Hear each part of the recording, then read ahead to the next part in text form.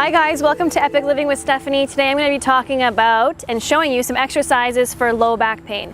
So I think the stat for low back pain is like 40%. 40% of people experience some sort of low back pain, whether they sit all day or stand all day, it does not matter. So I'm gonna give you some exercises that you can do to relieve that. So let's get started.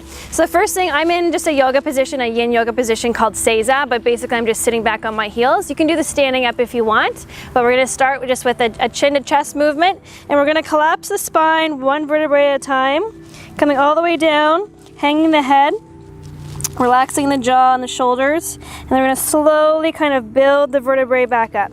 So we're just going to try to get some flexibility through the spine. So come down, breathe in on the way down, collapse down, breathe out and rise up.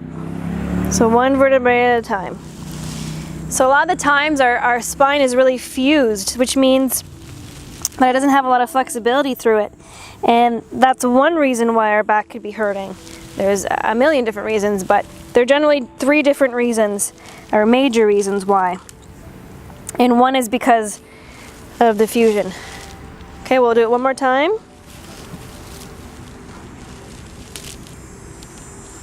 Okay, now we're going to do that a little bit more intensely. We're going to do a cat and cow. So come into a tabletop position. So your knees are right directly underneath your hips and your shoulders are right underneath right over top of your wrists. We're going to tuck under, look up, breathe in, breathe out, one vertebrae at a time. The mid back comes up right to the ceiling, and you're going to pull up, relaxing the shoulders. Breathe in, come down. This should feel really nice.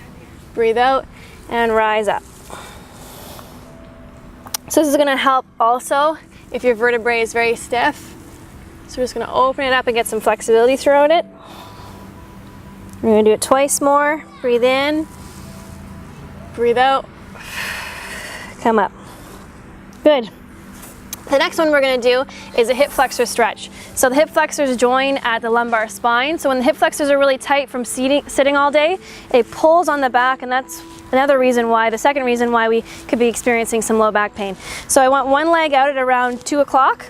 You're going to come down with both hands. Now you can do just a straight hip flexor stretch this way. If you want a deeper stretch, or if it's not getting it, I want you to kind of lean to the side and open this way. Like I can feel this one much more myself. So just hold here. If you want something a little bit more intense, you can put the hand up and arch over, or you can just stay there. So with every stretch, we want to do it for about a minute at least. In yin yoga specifically, we hold stretches for 3 minutes, so you can hold longer if you wish. And that really gets to the joint and really gets the connective tissue working, so it might be beneficial for you to do that. So we're going to hold this a little longer. So you should be feeling some stuff right in here, some pulling. And then come back, take your time getting out of it. And then we're going to switch. Left leg comes forward, remember at about 2 o'clock.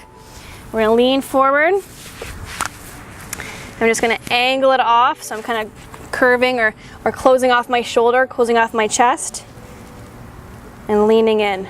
So I can really feel that hip flexor stretch. That feels really, really good.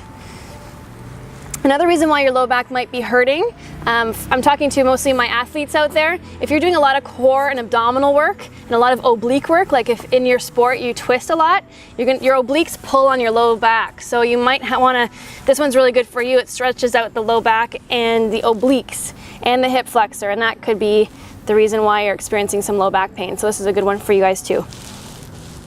So again, we're going to hold this for about 1 minute to 2 minutes. And the right side might be a little bit tougher and might be pulling a little bit more than the left, so every hip is different. Okay, we're going to pull back, nice and slow. Last one we'll do is a child's pose. So we're going to come back down like this. We're going to arch over to one side. So my forehead's coming down to the ground, but then I'm arching over, and I'm relaxing my head and shoulders and stretching out my lats and my low back. So deep breaths. Really breathe into it and try to relax the upper body. I'm going to keep holding. Good, so hold for a minute. I won't be able to do a minute with you guys today, but just pause the video if you like, and then do your minute, and then switch over to the next side, right here. And you'll often find, like I just said, you know, one side might be tighter, so you might want to spend a little bit more time on the really tight side. So you're going to hold that for a minute as well.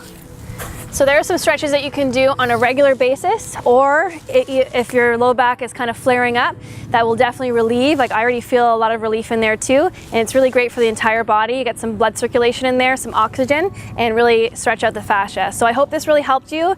If you like this video and you want more videos, please subscribe to the channel, the Epic Fitness Ottawa channel, and I'll see you next time. Thanks for joining me. Bye.